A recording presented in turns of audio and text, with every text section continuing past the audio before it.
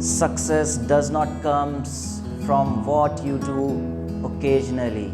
It comes what you do consistently. जी हाँ, मैं हमेशा बच्चों से कहता हूँ कि सक्सेस उस चीज़ से नहीं आती, उस काम से नहीं आती जो आप कभी कभी करते हो। सक्सेस उस काम से आती है जो आप हर रोज़ करते हो कुछ पाने के लिए। अगर आप वाकई में अपनी ज़िंदगी में कुछ अच्छे मुकाम पे पहुंचना चाहते हैं तो आपको हर रोज़ मेहनत करनी होगी अपने लक्ष्य तक पहुंचने के लिए। बच्चे, मैं हूं Vaibhav Agrawal and welcome to your channel physics bro. बेटा, आज हम स्टार्ट कर रहे हैं क्लास 12 की फिज़िक्स का सेकेंड चैप्टर एनसीईआरटी का, जिसका नाम है electrical potential and capacitance. Electrical potential कर चुके हैं, इलेक्ट्रिक कैपेसिटेंस हम स्टार्ट करने जा रहे हैं। तो प्यारे, चलिए स्टार्ट करते हैं अपने चैप्टर कैपेसिटेंस का पहला लेक्चर। प्यारे, चैप्टर का नाम है कैपेसिटेंस। कैपेसिटेंस क्या चीज़ होती है, ये पढ़ने से पहले कुछ हमें बेसिक टर्म्स पढ़ने होंगे, कुछ बेसिक प्रॉपर्टीज़ पढ़नी होंगी, कुछ जिसमें से कुछ तो आप पहले भी पढ़ चुके हैं, पता है, उसको हम रिवाइज करेंगे, और कुछ नई टर्म्स भी आएंगी जो आगे चैप्टर में आपको हेल्प करेंगी। तो कैपेसिटेंस पढ़ने से पहले थोड़ा सा पीछे का गो थ्रू हो जाते हैं। प्यारे बच्चे, जैसे कि सबसे पहली टर्म है आपकी कि what are conductors, insulators and dielectrics. जी हाँ, कंडक्टर्स और इंसुलेटर्स क्या होते हैं वो तो आपने पढ़ रखे हैं, लेकिन शायद डाइइलेक्ट्रिक्स क्या होते हैं वो आपने नहीं सुना होगा। कंडक्टर्स क्या होते हैं आपको मालूम है? The substances, the materials which allow a large movement of charges to flow through them when external electric field is applied on them are called conductors. जैसे ये एक पेन है, मान लें ये मेटल की एक स्टिक है, मेटल की रॉड है, अगर हम इसको बैटरी से कनेक्ट करेंगे तो इसके अंदर के जो चार्जेस हैं, फ्री इलेक्ट्रॉन्स, वो एक जगह से दूसरी जगह मूव करने लगेंगे। They allow the electricity to pass through them. Such type of materials are called conductors. लेकिन क्योंकि इंसुलेटर्स में फ्री इलेक्ट्रॉन्स होते ही नहीं हैं, तो they does not allow the movement of charges, they does not allow the electricity to pass through them. Such type of materials are called insulators. ठीक है, तीसरी बात आई कि व्हाट आर डाइइलेक्ट्रिक्स। बेटा, डाइइलेक्ट्रिक्स कोई नई चीज़ नहीं होती है। इंसुलेटर्स जो होते हैं उन्हीं को हम डाइइलेक्ट्रिक्स कहते हैं। क्या है डाइइलेक्ट्रिक्स? इंसुलेटर्स की ये प्रॉपर्टी है कि वो इंसुलेटर्स जो हैं इलेक्ट्रिसिटी तो फ्लो नहीं करने देते, चार्जेस की मूवमेंट तो नहीं होने देते, but when insulators are placed in external electric field, then opposite charges appears on their opposite faces. Such type of insulators are called डाइइलेक्ट्रिक्स। जैसे बेटा, एक रूम में हम बैठे हैं, मान लें इसकी ये जो दो वॉल्स हैं, एक वॉल पॉजिटिवली चार्ज है, एक वॉल नेगेटिवली चार्ज है, तो यहाँ पे इलेक्ट्रिक फील्ड होगी प्लस से माइनस। उस इलेक्ट्रिक फील्ड के बीच अगर मैं इस तरीके से कोई इंसुलेटर रख दूँ तो इसका एक इधर वाला फेस और एक इधर वाले फेस पे चार्जेस डेवलप हो जाएंगे, तो इसी इंसुलेटर को हम डाइइलेक्ट्रिक कहेंगे।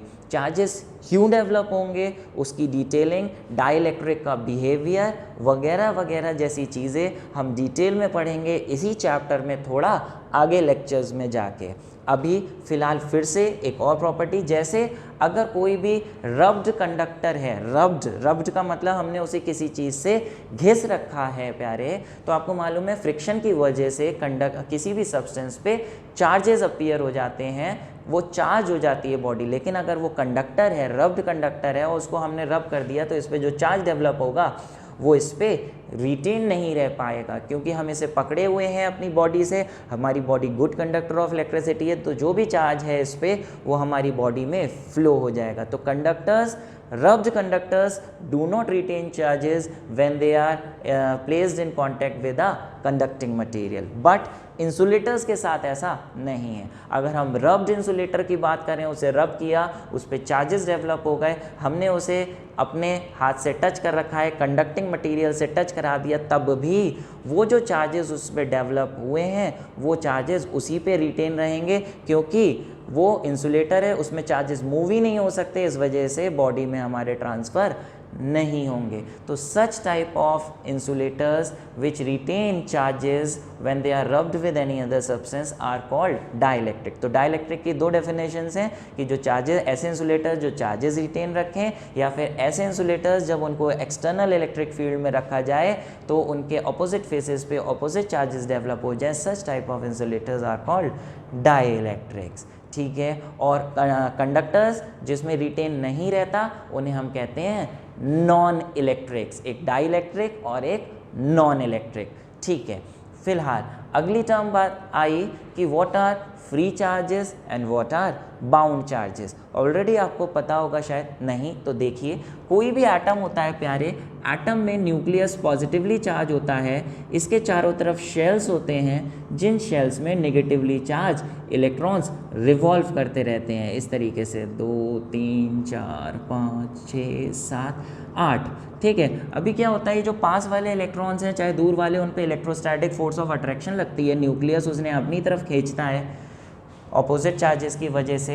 लेकिन जो पास वाले इलेक्ट्रॉन्स होते हैं उन पे ज़्यादा फोर्स लगती है पास में होने की वजह से, जिसकी वजह से ये इलेक्ट्रॉन्स अपनी मनमर्जी कहीं भी नहीं मूव कर सकते, सिर्फ शेल्स में ही गोल गोल घूमते रहते हैं।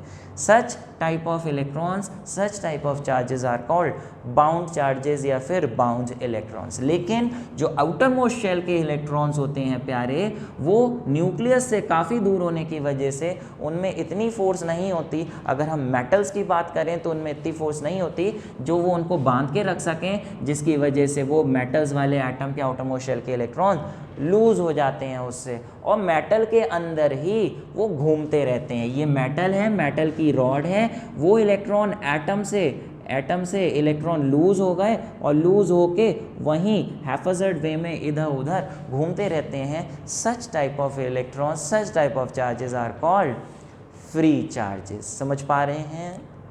अभी बात आई प्यारे behaviour of conductors in electrostatic field. अभी जो हमने कंडक्टर्स पढ़े, अगर उन कंडक्टर्स को इलेक्ट्रिक फील्ड में रख दें तो उनका क्या बिहेवियर होगा, अभी वो पढ़ते हैं। फिर इंसुलेटर्स को रखेंगे इलेक्ट्रिक फील्ड में, उनका क्या बिहेवियर होगा वो भी डिटेल स्टडी करेंगे। तो इनकी कुछ प्रॉपर्टीज़ हैं कंडक्टर्स की, इलेक्ट्रोस्टैटिक प्रॉपर्टीज़ इलेक्ट्रिक फील्ड में रखने पर कुछ पहले से पढ़ चुके हैं, बट ध्यान दीजिए यहाँ डिटेलिंग में और अच्छे तरह से समझा रहे हैं जो आपको बहुत हेल्प करेंगी। Net electric field is zero in a conductor when they are placed in external electric field. या आप पढ़ चुके हैं, कभी भी किसी कंडक्टर को एक्सटर्नल इलेक्ट्रिक फील्ड में रखेंगे तो उसके अंदर इलेक्ट्रिक फील्ड हमेशा ज़ीरो होगी। जैसे आप समझिए कि ये मैं इस तरीके से यहाँ बना रहा हूँ, मान लें ये इस तरीके से एक प्लेट है, ये इस तरीके से पॉजिटिवली चार्ज्ड है, एक ये प्लेट है इस तरीके से नेगेटिवली चार्ज्ड है। अभी आप समझिए पॉजिटिव और नेगेटिव प्लेट्स के बीच इलेक्ट्रिक फील्ड रही होगी, इस तरीके से ये इलेक्ट्रिक फील्ड रही होगी, इलेक्ट्रिक फील्ड रही होगी। लेकिन अगर हम इस इलेक्ट्रिक फील्ड में अगर कोई एक कंडक्टिंग मटेरियल रख दें, एक कंडक्टर इस तरीके से बॉक्स रख दिया, एक कंडक्टिंग क्यूबॉइड रख दिया, कुछ भी रख दिया, यहाँ लिख दे रहे हैं ये कंडक्टर है, तो पता है बाहर तो इलेक्ट्रिक फील्ड होगी, बाहर तो इलेक्ट्रिक फील्ड ई होगी, बाहर तो होगी इलेक्ट्रिक फील्ड, लेकिन अंदर वाली इलेक्ट्रिक फील्ड ज़ीरो हो जाएगी। Inside the conductor electric field is zero. ऐसा क्यों होता है समझिए आप, ऐसा इसलिए होता है क्योंकि ये कंडक्टर है, कंडक्टर में बहुत सारे क्या होते हैं, फ्री चार्जेस प्रेजेंट होते हैं, फ्री इलेक्ट्रॉन्स प्रेजेंट होते हैं। यहाँ पे बहुत सारे इलेक्ट्रॉन्स प्रेजेंट होंगे। जब इस कंडक्टर को हम एक्सटर्नल इलेक्ट्रिक फील्ड में रखेंगे तो क्या ये इलेक्ट्रॉन्स चुपचाप बैठे रहेंगे? नहीं, ये इलेक्ट्रॉन्स मूव करने लगेंगे। ऑब्वियसली जैसे आपको मालूम है positive charges move along the electric field, जबकि negative charges move opposite to the electric field. आप ये नेगेटिव चार्ज देखिए पॉजिटिव की तरफ भागेंगे, यानी इलेक्ट्रिक फील्ड के ऑपोजिट डायरेक्शन में जब भागेंगे तो इलेक्ट्रॉन इधर से इधर भागने लगेंगे। जब इलेक्ट्रॉन इधर इकट्ठा होने लगेंगे, यहाँ से इधर इकट्ठा होने लगेंगे, तो इधर वाले फेस पे, ए वाले फेस पे नेगेटिव चार्ज डेवलप होने लगेगा, जबकि बी वाले फेस पे पॉजिटिव चार्ज डेवलप होने लगेगा। इसकी वजह से इलेक्ट्रिक फील्ड इस कंडक्टर के अंदर भी बनने लगेगी। बाहर तो थी ई नॉट इलेक्ट्रिक फील्ड हम लिख रहे हैं, और अंदर भी एक इलेक्ट्रिक फील्ड बनने लगेगी, let it be denoted by E I, जिसका डायरेक्शन क्या होगा, पॉजिटिव से नेगेटिव इलेक्ट्रिक फील्ड बनने लगेगी, जो क्या करेगी, बाहर वाली इलेक्ट्रिक फील्ड के ऑपोजिट होने की वजह से बाहर वाली इलेक्ट्रिक फील्ड को कैंसिल करने की कोशिश करेगी, जिसकी वजह से इतने पार्ट के अंदर, सिर्फ इतने पार्ट के अंदर ही ऐसी इलेक्ट्रिक फील्ड बन रही है अपोजिट डायरेक्शन में, तो इतने पार्ट के अंदर ही ये वाली इलेक्ट्रिक फील्ड कैंसिल होने लगेगी इस अंदर वाली इलेक्ट्रिक फील्ड की वजह से। होगा क्या, जैसे जैसे चार्जेस मूव करते जाएंगे अंदर की इलेक्ट्रिक फील्ड बढ़ती जाएगी, जिसकी वजह से कैंसिल होती जाएगी, लेकिन जब तक थोड़ी बहुत भी इलेक्ट्रिक फील्ड बचेगी, उस इलेक्ट्रिक फील्ड से और बचे हुए इलेक्ट्रॉन्स इधर भागेंगे, जिसकी वजह से अंदर की इलेक्ट्रिक फील्ड इनसाइड वाली और बढ़ेगी, जिसकी वजह से ये भी कैंसिल होगी, जब तक चार्जेस मूव करते जाएंगे, जब तक अंदर की इलेक्ट्रिक फील्ड बाहर वाली इलेक्ट्रिक फील्ड को कैंसिल करती जाएगी, जब तक अंदर की इलेक्ट्रिक फील्ड ज़ीरो ना हो जाए। एक बार अंदर की इलेक्ट्रिक फील्ड ज़ीरो हो जाएगी, फिर कोई भी नए चार्जेस और मूवमेंट नहीं होगी, और चार्जेस जहाँ थे वहाँ रुक जाएंगे। इधर नेगेटिव चार्ज आ जाएगा, इधर पॉजिटिव, और अंदर इलेक्ट्रिक फील्ड ज़ीरो हो जाएगी। तो आपने देखा अंदर चार्जेस मूवमेंट करने की वजह से अंदर की इलेक्ट्रिक फील्ड पॉजिटिव से नेगेटिव वाली बढ़ती जाएगी, और तब तक बढ़ती रहेगी जब तक बाहर वाली की वजह से जो इलेक्ट्रिक फील्ड थी वो बिल्कुल ज़ीरो ना हो जाए। जब ज़ीरो हो जाएगी, बाहर वाली अंदर वाली से कैंसिल कर देगी, तो नेट इलेक्ट्रिक फील्ड अंदर की ज़ीरो हो जाएगी। इसलिए हम कहते हैं when ever a conductor is placed in external electric field, inside the conductor electric field is always zero. समझ पा रहे हैं, ये हमने प्रूव भी किया था गॉस थ्योरम वगैरह चैप्टर में। अच्छा, एक बात और, जैसे मैंने अभी आपसे बोला इंसुलेटर्स को एक्सटर्नल इलेक्ट्रिक फील्ड में रखते हैं तो उन पे ऑपोजिट फेजेस पे चार्जेस डेवलप हो जाते हैं, और ऐसे इंसुलेटर्स को हम क्या कहते हैं, डाइइलेक्ट्रिक्स। तो बेटा जैसे इंसुलेटर्स पे चार्जेस डेवलप होते हैं प्लस माइनस फेसेस पे, ऐसे ही कंडक्टर्स में भी चार्जेस डेवलप हो रहे हैं। इंडक्शन तो दोनों पे होता है, लेकिन दोनों में चार्जेस डेवलप होने की वजह अलग अलग है, और उन पे जितना चार्जेस डेवलप होगा उसका जो अमाउंट होगा वो भी दोनों पे अलग अलग होता है। कंडक्टर पे कैसे होता है वो मैंने समझाया, इंसुलेटर्स पे चार्जेस कैसे डेवलप होते हैं वो आगे पढ़ेंगे जब हम पढ़ लेंगे पोलराइजेशन क्या चीज़ होती है। फिलहाल ये आपको समझ में आई। अच्छा बेटा, नोट्स बनाते रहिए। अगर आपके पास नोट्स नहीं हैं, जो भी मैं बोल रहा हूँ प्यारे तरीके से, प्यार से आप सारी चीज़ों को अपने आप नोट करते जाइए। जो बोर्ड पे लिख रहा हूँ वो भी, और जो नहीं लिख रहा हूँ बोल के डेफिनेशन बता रहा हूँ वो भी। फिलहाल, just outside the surface of a charge conductor electric field is normal to its surface. ये पहले हमने प्रूव किया था इलेक्ट्रिक पोटेंशियल वाले चैप्टर में, बट इसका रीज़न क्या है, जैसे मान लें कोई भी एक इस तरीके से कंडक्टर है, ये कंडक्टर है, ये चार्ज्ड है, तो इलेक्ट्रिक फील्ड हमेशा इस सरफेस के नॉर्मल ही बाहर की तरफ निकलेगी, 90 डिग्री पे होगी सरफेस के, सरफेस से हमेशा 90 डिग्री पर ही होती है नॉर्मल। बोले क्यों ऐसा सर? ऐसा बेटा इसलिए क्योंकि अगर मान लें ये इलेक्ट्रिक फील्ड नॉर्मल ना होके सरफेस से, नॉर्मल ना होके किसी 90 डिग्री के अलावा किसी और एंगल पे हुई अगर इलेक्ट्रिक फील्ड, तो क्या होगा? हालांकि पिछले चैप्टर्स में पढ़ाया है, लेकिन फिर से ध्यान से समझिए और दिमाग में बैठाइए।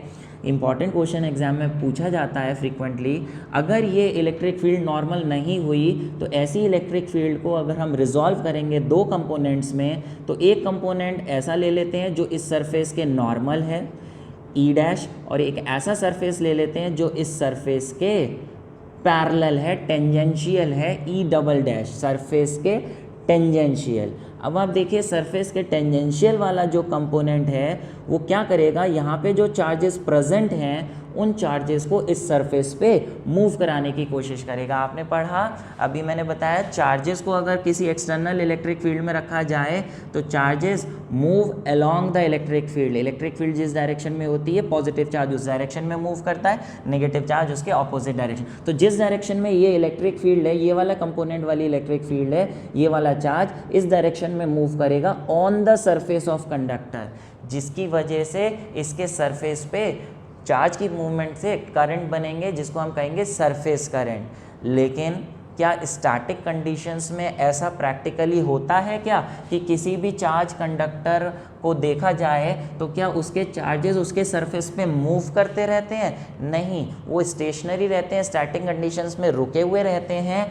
तो इससे ये पता चलता है अगर इलेक्ट्रिक फील्ड परपेंडिकुलर नहीं हुई तो एक कंपोनेंट जो सरफेस के पैरेलल होगा वो चार्जेस को मूव कराएगा, जो सरफेस करंट्स पैदा करेंगे which is not so in static conditions. ऐसा होता ही नहीं है, यानी इलेक्ट्रिक फील्ड भी सरफेस के किसी एंगल पे नहीं हो सकती, वो परपेंडिकुलर ही हो सकती है। ठीक है प्यारे, चलिए आगे बढ़ते हैं। बोल रहे हैं net charge inside interior of a conductor is always zero. Charges किसी भी कंडक्टर के सरफेस पे ही रिसाइड करते हैं, उस कंडक्टर के अंदर चार्ज हमेशा ज़ीरो ही होता है। जैसे इसी का केस ले लें, या चलिए एक और कंडक्टर इस तरीके से बना लें, ये कंडक्टर है, चार्जेस हमेशा सरफेस पे होंगे, ये हमने प्रूफ करना है, रीज़न बताना है ऐसा क्यों। ऐसा इसलिए कि प्यारे एक तो बात ये कि कंडक्टर है, कंडक्टर में अगर चार्जेस अंदर होंगे तो वो एक दूसरे को धक्का मारेंगे क्योंकि वो कंडक्टर है, मूवमेंट हो सकती है, तो धक्का मार मार के वो दूर से दूर जाना चाहेंगे, और दूर से दूर कहाँ तक पहुँच जाएंगे, सरफेस के बाहर तो निकल नहीं सकते लेकिन कम से कम सरफेस तक तो आ सकते हैं। तो वो सरफेस पे उस कंडक्टर की पेरीफेरी तक पहुँच जाएंगे, जिसकी वजह से वो सरफेस पे लाई करेंगे। लेकिन अगर प्रूफ करना चाहें कि सर प्रूफ ये कि ऐसा कैसे, तो आप ये देखिए कि हम यहाँ पे एक गॉसियन सरफेस बनाएं, इस तरीके से एक गॉसियन सरफेस बना दिया। आपको मालूम है इसके अंदर इलेक्ट्रिक फील्ड कंडक्टर के अंदर ज़ीरो होती है, ये अभी हम प्रूफ करके आए। ये गॉसियन सरफेस से अगर हम गॉस थ्योरम लगाएं तो E.A is equal to 1/ε0 times charge. तो आपको मालूम है सरफेस के अंदर इलेक्ट्रिक फील्ड ज़ीरो है बेटा, तो ये पूरी LHS की टर्म ज़ीरो हो जाएगी, जिसकी वजह से चार्ज भी ज़ीरो हो जाएगा। यानी कंडक्टर के अंदर इलेक्ट्रिक फील्ड ज़ीरो तो इसके अंदर चार्ज भी ज़ीरो ही होगा। आप यहाँ बना लीजिए गॉसियन सरफेस, तो इसके अंदर भी इलेक्ट्रिक फील्ड ज़ीरो होती है तो इसके अंदर का चार्ज भी ज़ीरो आएगा। यानी पूरा सरफेस के अंदर, सरफेस को भी गॉसियन सरफेस बना लें तो उसके अंदर इलेक्ट्रिक फील्ड ज़ीरो होने की वजह से इस सरफेस के अंदर हर जगह चार्ज ज़ीरो होगा। यानी सिर्फ कहाँ पर ही होगा चार्ज, उसके सरफेस पे अगर वो कंडक्टर चार्ज है तो। Next, potential is constant in and on the surface, with in the surface and on the surface of a charge conductor. कोई भी कंडक्टर है, इस तरीके से मैं यहाँ पे कंडक्टर बना लूँ, ये कंडक्टर है, कंडक्टर के अंदर और सरफेस पे हर जगह पोटेंशियल कांस्टेंट होगा। ये पिछले चैप्टर में प्रूफ किया था। आपको मालूम है E is equal to minus dV/dr होता है, या dV/dr is equal to minus E। आपको मालूम है अंदर इलेक्ट्रिक फील्ड ज़ीरो होने की वजह से dV/dr भी ज़ीरो होगा, यानी dV भी ज़ीरो होगा। और किसी चीज़ का डिफ्रेंसिएशन ज़ीरो है, ऐसा सिर्फ तभी पॉसिबल है जब वो चीज़ कांस्टेंट होती है। ये डिफरेंशिएशन का रूल है कि कांस्टेंट का डिफरेंशिएशन ही ज़ीरो होता है। इससे हमें पता चलता है कि जहाँ इलेक्ट्रिक फील्ड ज़ीरो है वहाँ पोटेंशियल कैसा होगा, कांस्टेंट होगा, हर जगह एक सा होगा। और किसके इक्वल होगा, जितना सरफेस पे है उतना ही अंदर होगा। प्रूविंग हमने पिछले चैप्टर में करी थी, डेरिवेशन इसकी फॉर्मूला भी हमने पढ़ा था। फिलहाल electric field is zero in the cavity of a hollow charged conductor. बेटा मान लें कि कोई एक चार्ज कंडक्टर है, इस तरीके से ठीक है, अंदर इसके कैविटी है, ये यहाँ पे इस तरीके से इतना मोटा कंडक्टर है, अंदर कैविटी है। तो ये बोल रहे हैं कि कैविटी के अंदर यहाँ पर तो चार्ज होगा, यहाँ पे तो चार्ज होगा, बट कैविटी जो बीच में होगी वहाँ पर इलेक्ट्रिक फील्ड ज़ीरो होगी। ऑब्वियसली जैसे यहाँ पे हमने समझाया ऐसे यहाँ पे इलेक्ट्रिक फील्ड ज़ीरो आप प्रूफ कर सकते हैं। कैसे? यहाँ पे गॉसियन सरफेस बनाए, गॉसियन सरफेस के अंदर इलेक्ट्रिक फील्ड ज़ीरो है, सॉरी गॉसियन सरफेस के अंदर आप यहाँ देखिए चार्ज, कैविटी है, खोखली जगह है, तो खोखली जगह है तो ऑब्वियसली चार्ज ज़ीरो होगा, और अगर चार्ज ज़ीरो होगा तो इलेक्ट्रिक फील्ड भी ज़ीरो आएगी। यहाँ हमने कहा था इलेक्ट्रिक फील्ड ज़ीरो है तो चार्ज ज़ीरो होगा, चार्ज नहीं होगा अंदर कोई भी, और यहाँ हमने कहा कि ये चार्ज ज़ीरो है, कैविटी खोखली जगह, कोई चार्ज नहीं होगा तो इलेक्ट्रिक फील्ड भी ज़ीरो होएगी। बात समझ पा रहे हैं?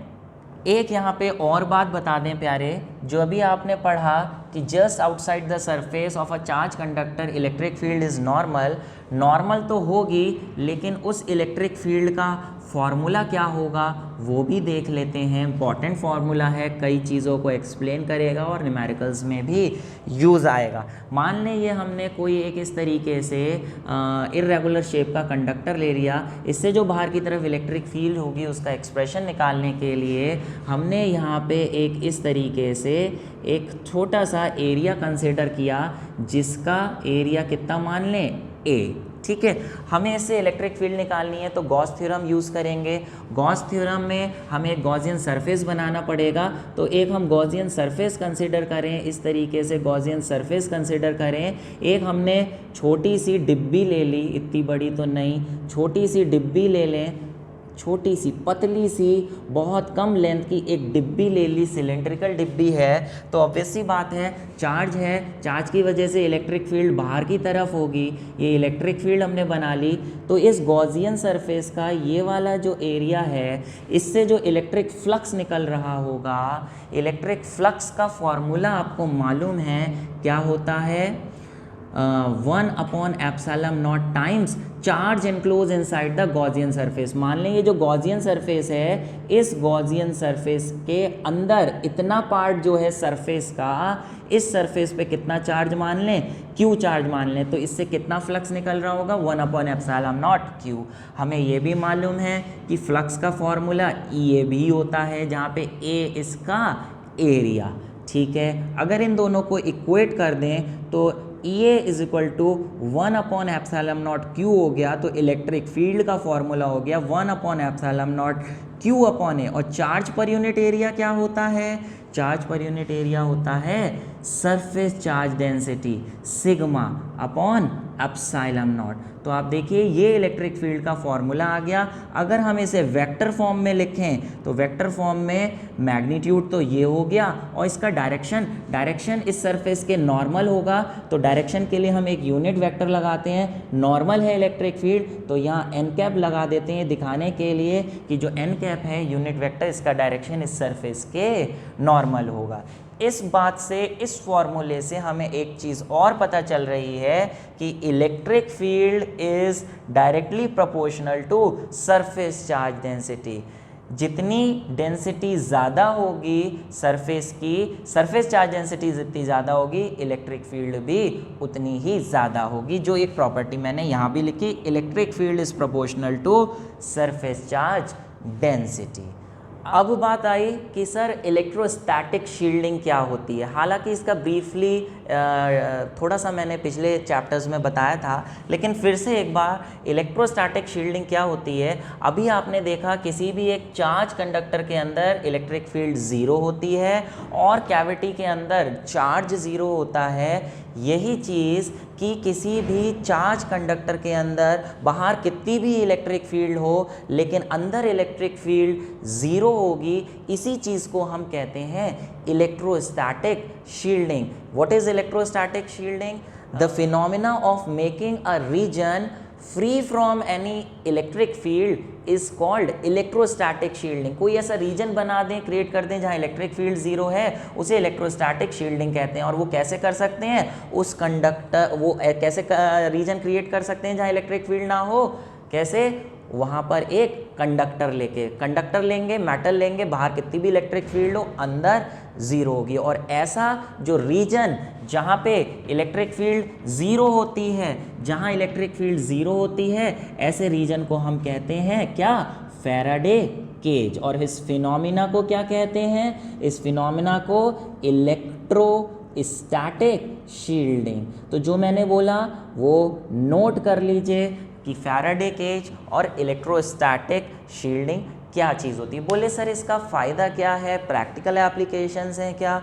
जी हाँ, बहुत इंपॉर्टेंट है, ध्यान से सुनिए बच्चे। मान लें किसी दिन आप कहीं सड़क पे गए, कहीं जा रहे हैं और बिजली कड़कने लगी, थंडर स्टॉर्म आ गया, बिजली कड़कने लगी, तो एकदम कार से निकल के कार में जा रहे थे तो बाहर खुले में मत चले जाना या फिर किसी पेड़ के नीचे मत चले जाना। It is always safe during thunderstorm to stay inside the car। बोले क्यों? क्योंकि बेटा कार जो है वो मेटल की बनी हुई है, मेटल के पूरा एक कंडक्टर है वो, तो बाहर कितनी भी इलेक्ट्रिक फील्ड हो, जब बाहर बिजली कड़क रही है तो बाहर बहुत सारे चार्जेस हैं, उससे इलेक्ट्रिक फील्ड बन रही है जिससे थंडरस्टॉर्म बन रहा है। कैसे बन रहा है वो हम आगे डिटेल में एक्सप्लेन करेंगे, कोरोना डिस्चार्ज वगैरह। फिलहाल कि बाहर तो बिजली है, चार्ज है, लेकिन कंडक्टर के अंदर चार्ज और इलेक्ट्रिक फील्ड हमेशा ज़ीरो होता है, which will protect you from getting shock. तो आपको उस बिजली का झटका नहीं लगेगा, इसलिए कार में जाके चुपके से दुबक जाएं। दूसरी बात, जैसे प्यारे कोई सेंसिटिव कंपोनेंट्स हैं, इलेक्ट्रॉनिक डिवाइसेस के कुछ सेंसिटिव कंपोनेंट्स हैं, हम चाहते हैं कि वो एक्सटर्नल इलेक्ट्रिक फील्ड से बचे रहें। जैसे आपने टीवी वगैरह में देख रखा होगा, छोटे छोटे डिवाइसेस लगे होते हैं, इलेक्ट्रॉनिक डिवाइसेस लगे होते हैं, तो जिनकी वजह से कुछ इलेक्ट्रिक फील्ड्स प्रोड्यूस होती हैं, लेकिन उनमें से कुछ छोटे कंपोनेंट्स हम चाहते हैं कि उन इलेक्ट्रिक फील्ड के कॉन्टैक्ट में ना आए। इलेक्ट्रिक फील्ड के कॉन्टैक्ट में आने से उनकी वर्किंग चेंज हो जाती है, वो ख़राब हो सकते हैं। तो उन्हें अगर सेंसिटिव कंपोनेंट्स को, इलेक्ट्रॉनिक कंपोनेंट्स को एक्सटर्नल इलेक्ट्रिक फील्ड से बचाना है तो क्या करेंगे? उनको कवर कर दिया जाएगा। किस चीज़ से? जी हाँ, एक मेटलिक कंडक्टर से कवर कर देंगे, जिसकी वजह से बाहर आस पड़ोसी इलेक्ट्रॉनिक कंपोनेंट्स की वजह से कितनी भी इलेक्ट्रिक फील्ड बन रही हो, लेकिन उस सेंसिटिव कंपोनेंट के अंदर इलेक्ट्रिक फील्ड नहीं पहुँच पाएगी। तीसरी बात, जैसे आपने सभी ने देखा होगा जो कोएक्सियल केबल्स होते हैं, कोएक्सियल केबल समझते हो, जो डिश के तार होते हैं, डिश का तार जो टाटा स्काई वगैरह का तार आता है वो आपने देखा है काफ़ी मोटा होता है, ठीक है। उस मोटे तार को आपने कभी छील के देखा है? आप देखिए इस तरीके से वो तार होता है, उस तार में एक सबसे अंदर वायर होता है, फिर उसके बाहर प्लास्टिक की कवरिंग होती है, उसके बाहर एक एल्युमिनियम का जाल होता है। अगर आपने देखा हो, देखिए ये ऐसा जाल होता है, फिर उसके ऊपर प्लास्टिक की आउटर ब्लैक या वाइट कवरिंग चढ़ी होती है।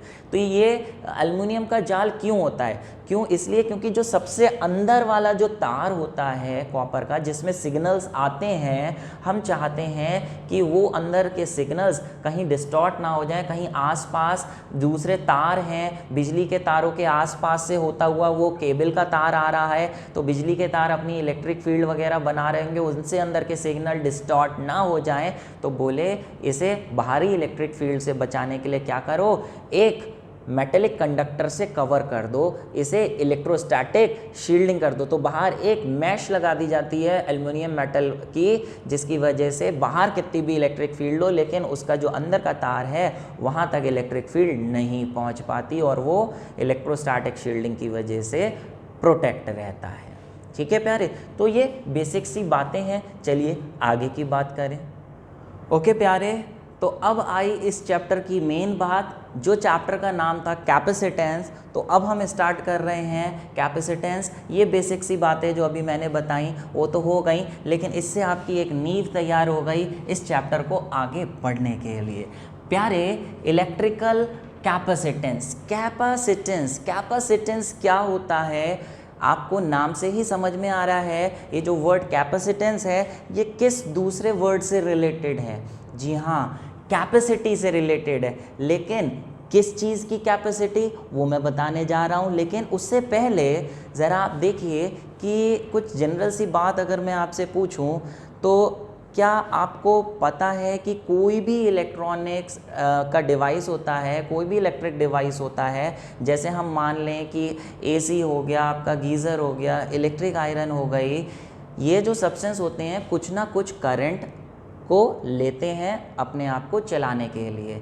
जैसे जनरली जो छोटे डिवाइसेस होते हैं, बल्ब हो गया, पंखा हो गया, ये जनरली कितने एम्पियर का करंट लेते हैं? जनरली लेते हैं 4 एम्पियर, 5 एम्पियर, इस तरीके का 6 एम्पियर का करंट लेते हैं। और थोड़े हैवी अप्लाइंसेस ले लें तो हैवी अप्लाइंसेस लेते हैं 15 एम्पियर का करंट, 20 एम्पियर का करंट। जैसे हम एसी की बात कर लें या हम गीज़र की बात कर लें, ये 15-20 एम्पियर का करंट लेते हैं। आपने देखा होगा आपके घर में 2 तरीके के सॉकेट लगे होते हैं। एक छोटा सॉकेट होता है जिसमें आप टेबल लैम्प वगैरह या कोई बल्ब वगैरह लगाते हैं, है ना, वो होते हैं, वो कितने एम्पियर के होते हैं? वो ज़्यादा से ज़्यादा 5 एम्पियर का करंट दे सकते हैं। और एक पावर प्लग्स होते हैं जो एसी, इलेक्ट्रिक आयरन, गीज़र चलाने के लिए होते हैं, वो कितने एम्पियर का करंट के लिए होते हैं? वो होते हैं 15 एम्पियर के करंट के लिए। दोनों में डिफरेंस होता है कि वो जो 5 एम्पियर के होते हैं उसके पतले तार होते हैं क्योंकि उसमें कम करंट कैरी करवाना है। जो बड़े वाले होते हैं वो मोटे वायर के होते हैं क्योंकि उसमें ज़्यादा करंट कैरी कराना है। अब अगर हम एसी की बात करें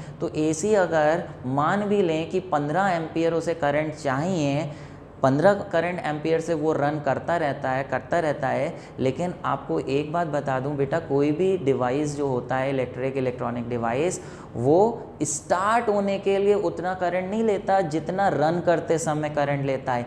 स्टार्ट होने के लिए उसे बहुत ज़्यादा करंट चाहिए होता है, कई बार तो दुगना और तिगना करंट भी चाहिए होता है। तो इतना करंट कहाँ से आए? दुगना तिगना चौगना करंट भी चाहिए होता है कई बार स्टार्ट होने के लिए। बेटा बाहर से जो हमारे पास मेन बोर्ड से जो इलेक्ट्रिसिटी आती है उसमें ज़्यादा से ज़्यादा कितना करंट होता है? बहुत हो गया तो हो गया, मुझे लगता है 30 एम्पियर का करंट आ सकता है, इससे ज़्यादा करंट नहीं आता। अब मान लें एसी को स्टार्ट होने के लिए, फॉर एग्जाम्पल मान लें कोई एक एक्स डिवाइस है, उसे स्टार्ट होने के लिए 40 एम्पियर का करंट चाहिए और आपका ज़्यादा से ज़्यादा आ रहा है 15 एम्पियर, 20 एम्पियर का करंट। तो उसे कैसे मिलेगा? नहीं मिल सकता, किसी भी तरीके से नहीं मिल सकता। बिना कैपेसिटर का यूज़ करे उसे इतना करंट नहीं मिल सकता। तो यानी अगर उसे ज़्यादा करंट चाहिए स्टार्ट होने के लिए, ज़्यादा करंट का मतलब ज़्यादा चार्ज चाहिए, उसे चार्ज होगा तभी तो करंट आएगा, तो उसे चार्ज को स्टोर करना पड़ता है। कोई एक उसमें ऐसा डिवाइस लगता है जो चार्ज को स्टोर करे और जब उसे करंट की ज़रूरत हो तो एकदम चार्ज स्टोर करके ले धाएँ उसे फेंक के दे, ये लो करंट, ये लो चार्ज, ये लो करंट, ये लो एनर्जी।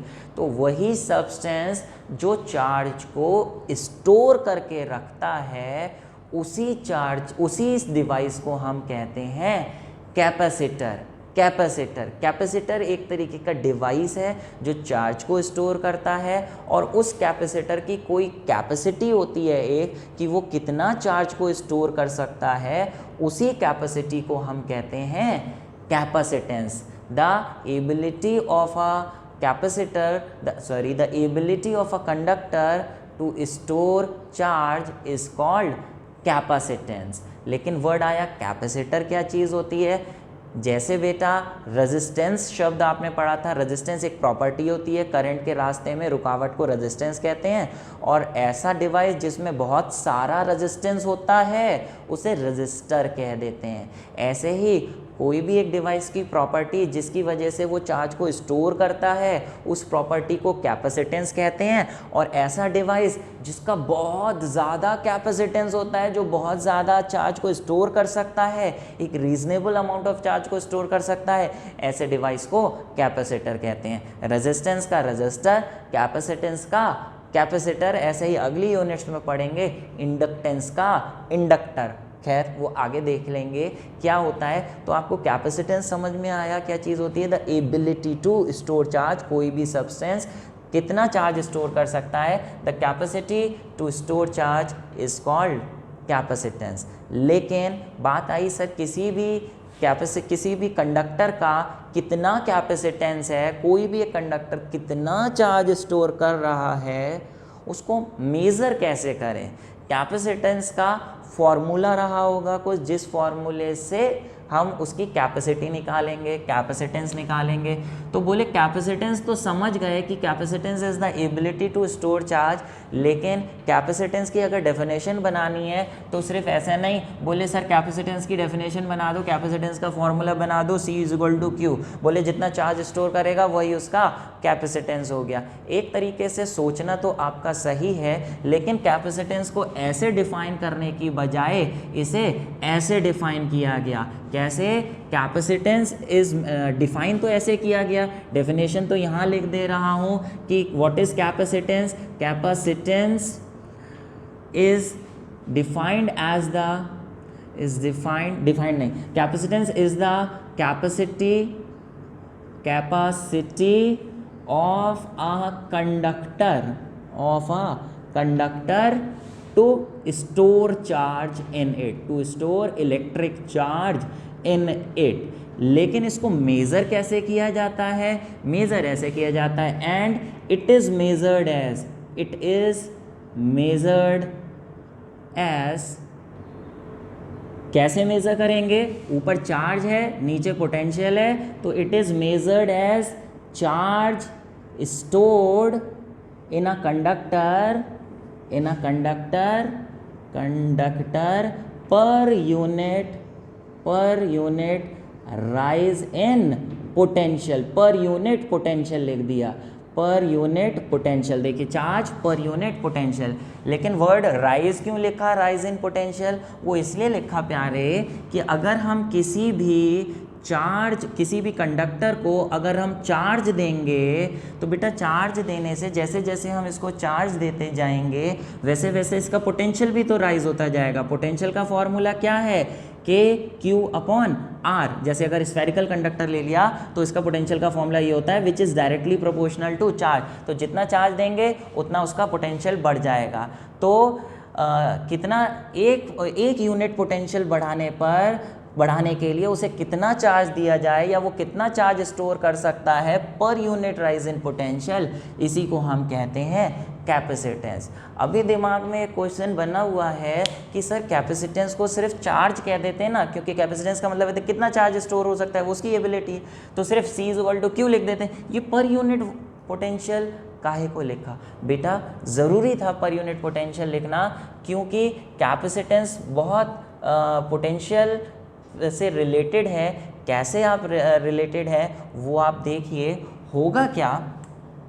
होगा ये कि बेटा जैसे कोई भी एक कंडक्टर है, कंडक्टर को अगर हम कोई भी एक चार्ज देते हैं, इस तरीके से चार्ज हमने ऐसे डिलीवर किया, तो चार्ज एक चार्ज जैसे देते जाएंगे वैसे वैसे इसका पोटेंशियल भी राइज होता जाएगा। आपको फॉर्मूला मालूम है, ये होता है 1/4πε0 Q/R। अगर हम एक स्फेरिकल कंडक्टर की बात कर रहे हैं तो बेटा अगर हमने एक चार्ज दिया पोटेंशियल बढ़ गया, दूसरा चार्ज दिया पोटेंशियल बढ़ गया। जैसे जैसे हम इसको चार्ज देते जाएंगे उसके बाद जैसे जैसे हम उसे और नया चार्ज दे रहे हैं, तो बताओ एक चार्ज देने के बाद दूसरा चार्ज आसानी से उस पर ऐड होगा या मुश्किल से?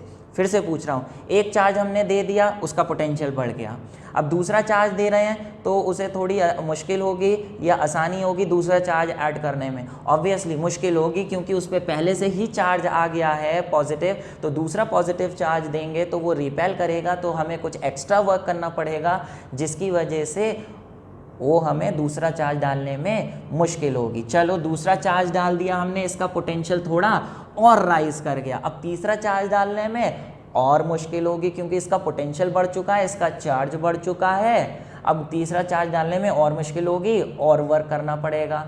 तो पोटेंशियल जैसे जैसे इसका बढ़ता जा रहा है, नया चार्ज ऐड करने में इसमें मुश्किल हो रही है, जिसकी वजह से इसकी कैपेसिटी इतनी ज़्यादा नहीं हो पाएगी। जितना ज़्यादा इसका पोटेंशियल बढ़ जाएगा उतना दूसरा चार्ज डालने में हमें मुश्किल होगी, जिसकी वजह से इसकी चार्ज स्टोर करने की कैपेसिटी एक तरीके से कम होती जाएगी जैसे जैसे इसका पोटेंशियल बढ़ता जाएगा। तो पोटेंशियल ज़्यादा कैपेसिटी कम, तो ये इसी वजह से यहाँ एक अपॉन में डिनोमिनेटर में पोटेंशियल लगाया गया, ताकि आप देखिए इसी से पता चल रहा है पोटेंशियल ज़्यादा अगर हो गया उसका तो कैपेसिटेंस उसका जैसे जैसे पोटेंशियल बढ़ता जाएगा कैपेसिटेंस कम हो। तो इसलिए हमने यहाँ पर डिफाइन किया गया कि कैपेसिटेंस इज मेजर्ड एज या is defined as charge stored in a conductor per unit rise in potential. क्या मेरी बात समझ पा रहे हैं बेटा? इसी से एक रिलेटेड है टर्म कोरोना डिस्चार्ज। क्या?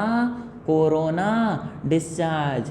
अरे भैया सर क्या लिख दिया, ये किसका नाम ले लिया sir? Corona. Oh my God sir, आजकल का हॉट टॉपिक है कोरोना। लेकिन बेटा ये वो कोरोना नहीं है। कोरोना डिस्चार्ज क्या होता है, जैसे आपने इस तरीके से देखा होगा कि कंडक्टर होते हैं, उसमें इस तरीके से बिजली की तरह लाइट निकलती रहती है। यही कोरोना डिस्चार्ज होता है जो फोटो में दिखा रखा है।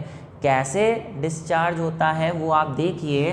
होता क्या है कोरोना डिस्चार्ज में, एक्चुअली इलेक्ट्रिकल ब्रेकडाउन होता है, पोलराइजेशन होता है। होता क्या है, जब हम किसी चार्ज को किसी कंडक्टर को हम चार्ज स्टोर करते जाते हैं तो उसका चार्ज बढ़ने की वजह से पोटेंशियल भी बढ़ता जाता है, और एक लिमिट ऐसी आती है कि उस पर इतना चार्ज स्टोर हो जाता है कि उसके बाद वो उसका अगला चार्ज लेने को तैयार ही नहीं होता। वो पूरी तरीके से चार्ज उसका भर चुका होता है, यानी उसकी कैपेसिटी फुल हो चुकी होती है। किसी भी कंडक्टर को एक लिमिट तक हम चार्ज स्टोर कर सकते हैं, उसी लिमिट को हम कैपेसिटेंस कहते हैं कि उसमें कितना कैपेसिटी है चार्ज स्टोर करने की। उसके बाद अगर हम चार्ज स्टोर करने की कोशिश करते हैं तो वो चार्ज नहीं लेता, बल्कि लीक आउट हो जाता है, या कहें चार्ज लेता ही नहीं है।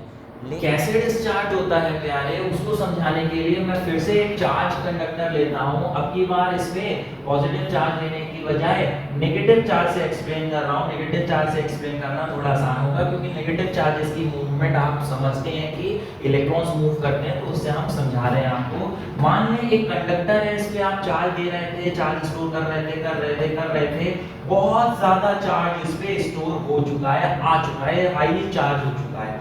अभी क्या होता है प्यारे कि इसके आसपास हवा प्रेजेंट होगी, हवा में मॉलिक्यूल्स होंगे, मॉलिक्यूल्स में चार्जेस होते हैं, नेगेटिवली चार्ज इलेक्ट्रॉन और पॉजिटिवली चार्ज न्यूक्लियस। अभी वो जो एटम होते हैं, मॉलिक्यूल होते हैं, जो स्फेरिकल है, वो स्फेरिकल ना रह के अपनी अपनी जगह बैठे बैठे खिंचने लगेंगे, स्ट्रेच होने लगेंगे। स्ट्रेच काहे को होंगे? स्ट्रेच इसलिए होंगे क्योंकि ये जो नेगेटिव वाला चार्ज है, ये इसमें से पॉजिटिव चार्ज को अपनी तरफ खींचेगा, जबकि नेगेटिव चार्ज को धक्का मारेगा तो नेगेटिव चार्ज दूसरी तरफ किनारे की तरफ चला जाएगा, पॉजिटिव अपनी तरफ आ जाएगा। जैसे यहाँ पे एक और मॉलिक्यूल बना दूं, इधर पॉजिटिव इधर नेगेटिव, यहाँ एक और मॉलिक्यूल बना दूं, इधर इसके नेगेटिव के पास पॉजिटिव आ जाएगा और बाहर की तरफ नेगेटिव चार्ज हो जाएगा। एक टाइम ऐसा आएगा कि इस पे इतना चार्ज आ जाएगा कि जो आसपास के एटम्स या मॉलिक्यूल्स हैं, उनमें ये जो बेचारे नेगेटिव इलेक्ट्रॉन्स हैं, ये नेगेटिव इलेक्ट्रॉन्स इसकी रिपल्शन की वजह से अपने एटम, अपने मॉलिक्यूल को छोड़ के यहाँ से बाहर चले जाएंगे। जैसे मैं यहाँ बना दूं, ये खाली जगह हो गई, ये बाहर जाने लगेंगे, इलेक्ट्रॉन यहाँ से निकल के बाहर जाने लगेंगे। और बेटा जब ये बाहर जाएंगे तो ये पॉजिटिव वाला इस नेगेटिव को अट्रैक्ट करेगा और ये इलेक्ट्रॉन इसकी जगह आ जाएंगे, ये इलेक्ट्रॉन इसकी जगह आ जाएंगे, ये बाहर निकल गया और ये इसकी जगह आ गया। यही प्रोसेस कंटिन्यू रहेगा। जो ये इलेक्ट्रॉन निकल के यहाँ आया, फिर वैसे ही क्या होगा, फिर इस पे बहुत सारा चार्ज है अगर, तो ये और नेगेटिव चार्ज जो इलेक्ट्रॉन यहाँ आ गया, फिर से इसे धक्का मारेगा, ये निकल के बाहर चला जाएगा और ये इलेक्ट्रॉन फिर इसकी जगह ले लेगा। तो वो जो कंडक्टर था, कंडक्टर से कंटिन्यूअसली इलेक्ट्रॉन्स निकल के एयर में प्रेजेंट मॉलिक्यूल एटम में इलेक्ट्रॉन्स की जगह लेते रहेंगे और वहां से निकल के बाहर जाते रहेंगे, यानी कंडक्टर में से कंटिन्यूअसली इलेक्ट्रॉन्स निकलते रहेंगे। ये जब इलेक्ट्रॉन निकलते हैं तो इलेक्ट्रॉन्स के निकलने के साथ साथ कुछ एनर्जी भी रिलीज होती है in the form of light या in the form of sound. ये इसी को हम कहते हैं कोरोना डिस्चार्ज। जैसे आपने देखा होगा कि ये जो फोटो है, इसमें आप देखिए कि यहाँ पे ये कंडक्टर है, कंडक्टर से लाइट निकल रही है, खच खच खच, उसके साथ साउंड निकल रही है। ये एक्चुअली इलेक्ट्रॉन्स चार्जेस का डिस्चार्ज हो रहा है हवा में, इसी को हम कहते हैं कोरोना डिस्चार्ज। जैसे मैंने आपको नेगेटिव से बताया कि इलेक्ट्रॉन्स निकल रहे हैं, कोरोना डिस्चार्ज है, ऐसे ही अगर पॉजिटिवली चार्ज्ड मेटेलिक कंडक्टर होगा तो उससे भी कोरोना डिस्चार्ज होगा। बस उसमें इतना है प्यारे कि पॉजिटिव बाहर निकलने की बजाय जो एयर के नेगेटिव इलेक्ट्रॉन्स हैं वो इधर की तरफ जंप करेंगे, यहाँ इलेक्ट्रॉन बाहर जंप करेंगे, वहां बाहर के इलेक्ट्रॉन यहाँ जंप करेंगे, तो वहां पे भी कोरोना डिस्चार्ज होएगा। ठीक है प्यारे, अभी बात आई कोरोना डिस्चार्ज तो समझ में आया कि क्या चीज होती है। बात आई कि सर कैपेसिटेंस की डेफिनेशन हो गई, सर इसकी यूनिट बता दीजिए। तो चलो बेटा इसकी एसआई यूनिट पढ़ लेते हैं, इन दोनों की यूनिट डाल दो, कैपेसिटेंस की यूनिट आ जाएगी। चार्ज की एसआई यूनिट क्या होती है? कूलम, ठीक है, और पोटेंशियल की वोल्ट।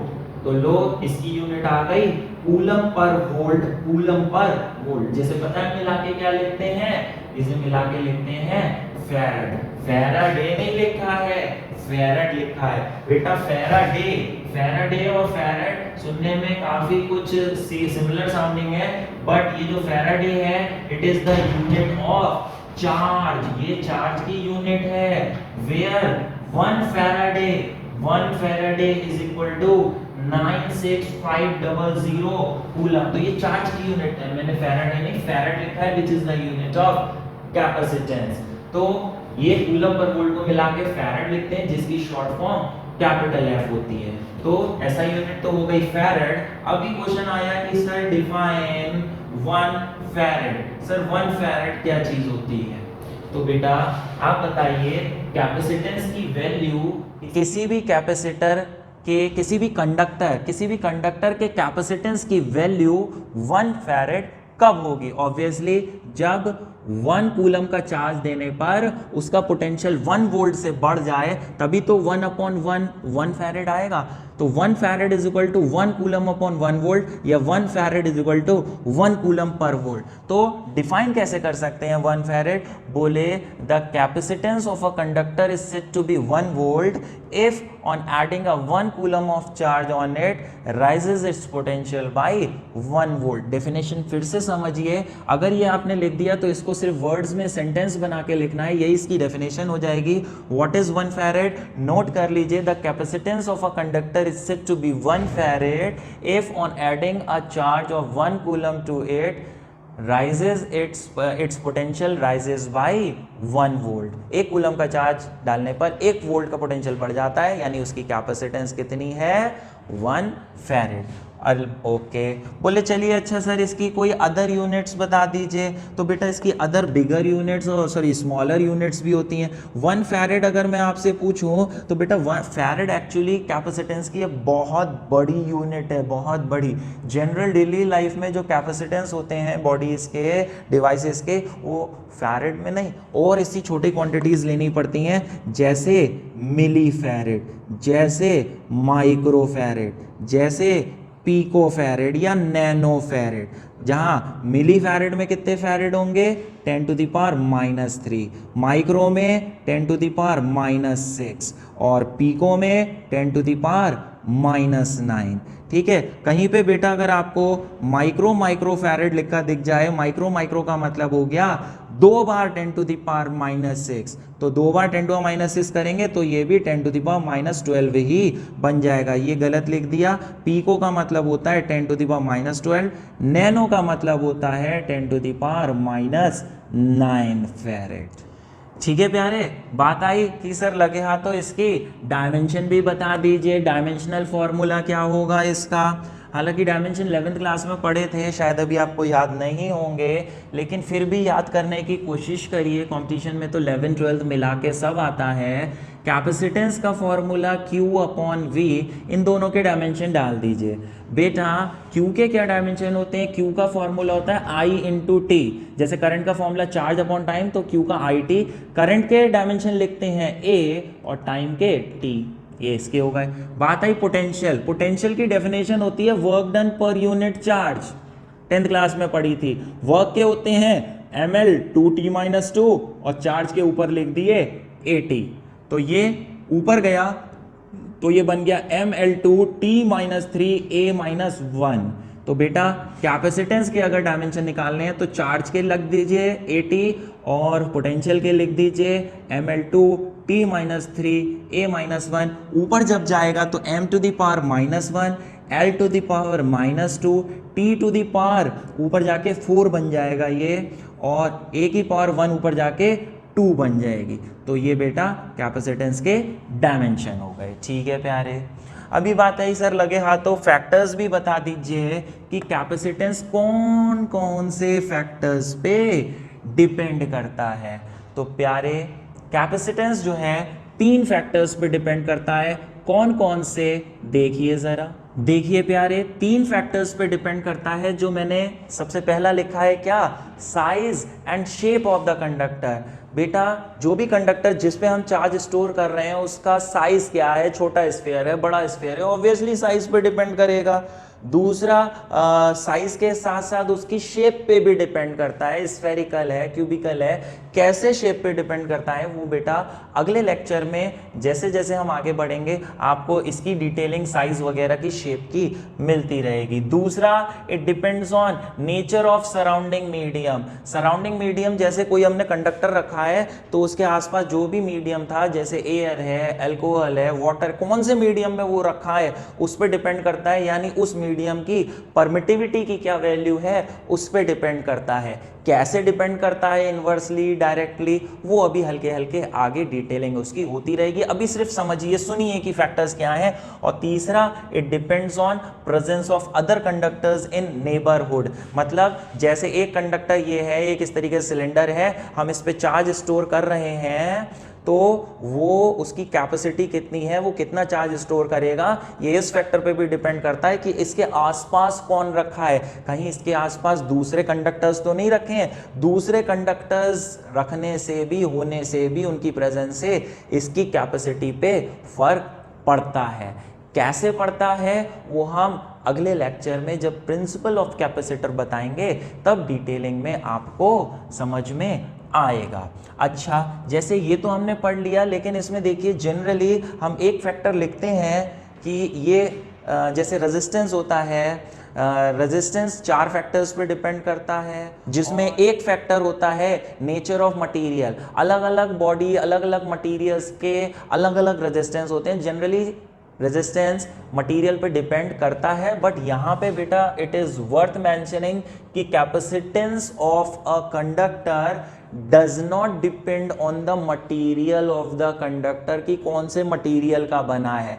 जैसे बेटा एक बाल्टी है, बाल्टी की कोई एक कैपेसिटी होती है क्या स्टोर करने की, पानी स्टोर करने की। ऑब्वियसली वो कैपेसिटी उसकी साइज और उसकी साइज वगैरह शेप पे डिपेंड करेगी, कितनी बड़ी बाल्टी है, उसका साइज क्या है, लेकिन उसकी क्या कैपेसिटी होगी वो उसके मटेरियल पे डिपेंड नहीं करेगी। जैसे चाहे वो लोहे की बाल्टी ले ले, चाहे वो प्लास्टिक की बाल्टी ले ले, अगर साइज सेम है तो कैपेसिटी तो वही होगी ना। ऐसे ही कैपेसिटर की भी, कंडक्टर की भी क्या कैपेसिटी है वो उसके मटेरियल पे डिपेंड नहीं करती। इसकी डिटेलिंग भी आगे हम करेंगे। फिलहाल ये तो आपने देखा कि जनरली कैपेसिटेंस क्या चीज़ होती है। अभी हम निकालते हैं एक्सप्रेशन किस चीज़ का, स्पेशली कैपेसिटेंस का एक्सप्रेशन निकाल रहे हैं फॉर अ स्फेरिकल कंडक्टर, कि अगर कंडक्टर स्फेरिकल है तो उसका बताइए कैपेसिटेंस का फॉर्मूला क्या होगा। Okay प्यारे, so now we have to find the capacitance of a spherical conductor. In general we have formula of capacitance as C is equal to Q upon V, but here we have to find special expression for spherical conductor. जैसे we consider a sphere, spherical conductor of radius r, तो ये हमें यहाँ पे कोई भी derivation करेंगे तो हमें यहाँ पे कुछ थ्योरी लिखनी पड़ती है। अब यहाँ पे लिखेंगे कि consider a spherical conductor of radius r be given a charge q, radius r है और उसको हमने q amount of charge provide किया, तो हम उसका कैपेसिटेंस निकालना चाहते हैं। ये लीजिए Q amount of charge provide किया और ये इसका रेडियस है R। तो इसका कैपेसिटेंस निकालने के लिए इन जनरल यही फॉर्मूला हम यूज करेंगे। यहाँ पे C is equal to Q upon V में चार्ज तो हमने लिया था प्यारे Q, लेकिन पोटेंशियल क्या होगा तो आपको मालूम है स्फीयर के सरफेस पे, स्फीयर के अंदर अगर वो चार्ज है तो हर जगह पोटेंशियल सेम होता है। हेयर बेटा V का क्या फॉर्मूला होता है, yes 1/4 pi epsilon not Q upon R, जो इसका रेडियस है Q अपॉन R। ये वाली चीज अगर हम यहां डाल दें तो ये फॉर्मूला बन गया 1/4 पाई epsilon not Q upon R। R Q से Q कट गया, पूरा ये डिनोमिनेटर ऊपर चला जाएगा और फॉर्मूला आ गया आपका 1/4 पाई एप्सिलॉन नॉट R। सो इस फॉर्मूले से हमें यह पता चल रहा है कि capacitance of a spherical conductor is directly proportional to R। जितना बड़ा रेडियस होगा उतना ज़्यादा उसका कैपेसिटेंस होगा। लेकिन यहाँ ये बताइए ज़रा 4 पाई एप्सिलॉन नॉट की क्या वैल्यू होगी। 4 पाई एप्सिलॉन नॉट की वैल्यू 9 × 10⁹ मत लिख देना, नो 4 पाई एप्सिलॉन नॉट की वैल्यू होगी 1/9 ×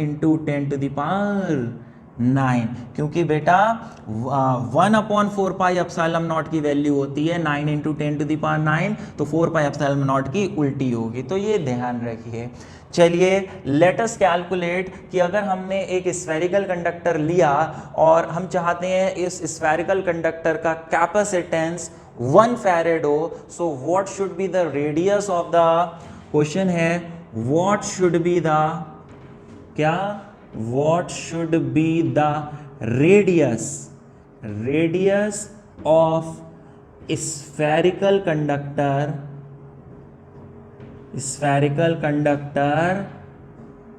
whose capacitance is कितना 1 फैरेड। अगर हम चाहते हैं 1 फैरेड का कैपेसिटेंस तो रेडियस कितना लें, तो बेटा ऑब्वियसली फॉर्मूला ये लगाएंगे C is equal to 4 pi epsilon nought R। तो R का क्या फॉर्मूला हो गया, ये चीज नीचे ले गए 1/4 पाई एप्सिलॉन नॉट C।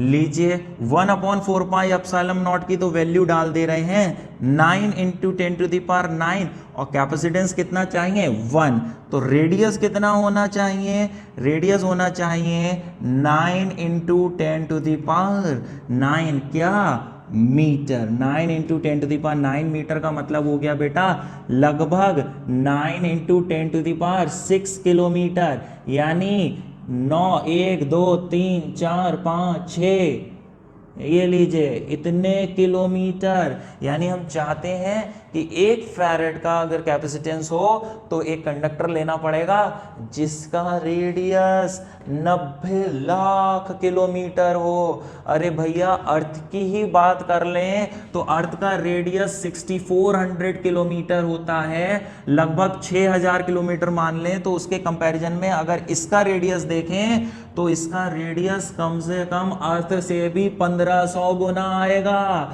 यानी एक ऐसा कंडक्टर लेंगे स्फेरिकल कंडक्टर जो अर्थ से भी 1500 गुना बड़ा हो, तब उसका कैपेसिटेंस 1 माइक्रोफैरेड होगा। तो आप इससे ये अंदाजा लगा सकते हैं कि अर्थ से भी 1500 गुना बड़ी कैपेसिटेंस 1 माइक्रोफैरेड होता है। ऐसी चीज़ 1 माइक्रोफैरेड, सॉरी 1 माइक्रो नहीं, ऐसी चीज़ 1 फैरेड का कैपेसिटेंस, 1 फैरेड की कैपेसिटी उसकी होती है। इसका मतलब सोचिए कि इतनी बड़ी चीज़ कितना ज़्यादा चार्ज स्टोर करेगी और जितना भी उसकी कैपेसिटी होगी वो 1 फैरेड आ रही है। इसका मतलब ये अंदाज़ा लग रहा है कि 1 फैरेड कोई एक छोटी मोटी क्वांटिटी नहीं होगी, 1 फैरेड एक बहुत बड़ी क्वांटिटी होती है। इससे अंदाज़ा लगा रहे हैं हम कि 90 लाख किलोमीटर बड़ी चीज़ का कैपेसिटेंस 1 फैरेड है। तो 1 फैरेड कोई एक बहुत बड़ी वैल्यू होती है कैपेसिटेंस की।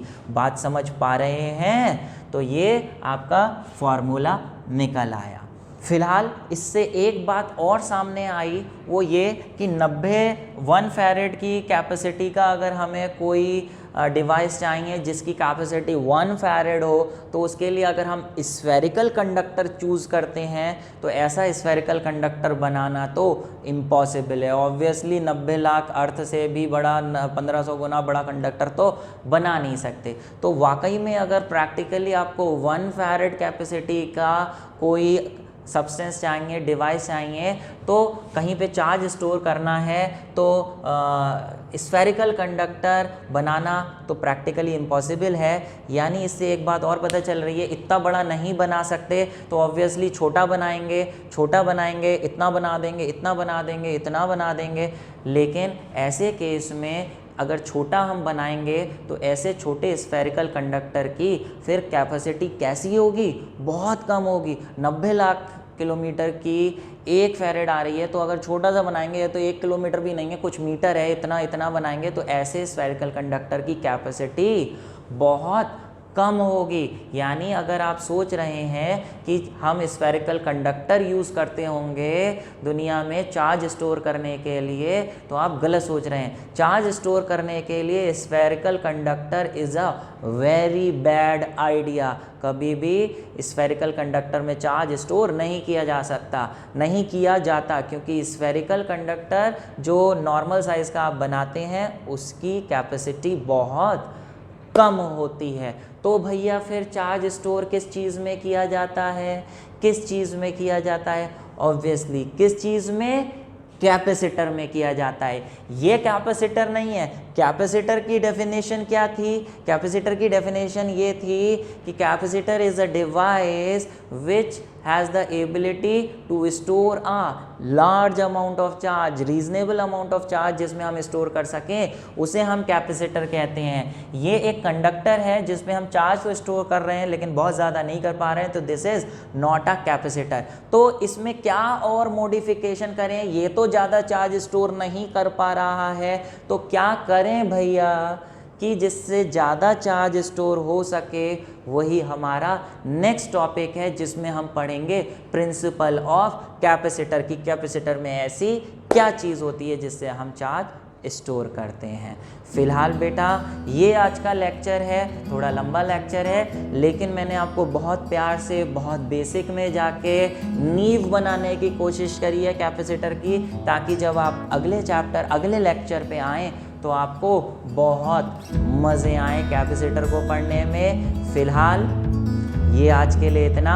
सारे लिंक्स इस चैप्टर के नीचे दे रखे हैं, बच्चों को चाहिए तो आगे के लेक्चर्स पढ़ने के लिए नीचे लिंक पे जाके डायरेक्ट क्लिक कर सकते हैं। और जितने भी बच्चे ये लेक्चर देख रहे हैं वो जल्दी से अपनी प्रेजेंट मार्क कर दें bye typing your name in the comment box. फ़िलहाल आज के लिए इतना। Thank you very much and all the best.